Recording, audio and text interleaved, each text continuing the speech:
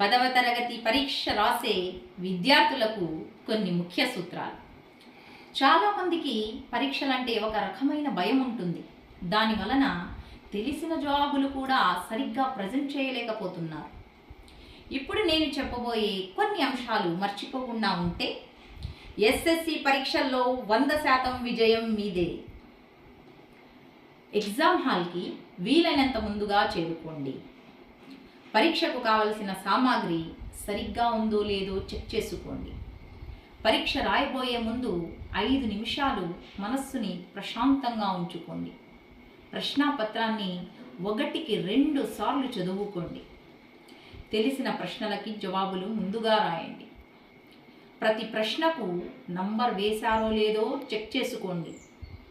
పరీక్ష రాసేటప్పుడు సమయపాలన చాలా ముఖ్యం. మీరు రాసే పేపర్ కొట్టివేతలు లేకుండా అందంగా ఉండేలా చూసుకోండి.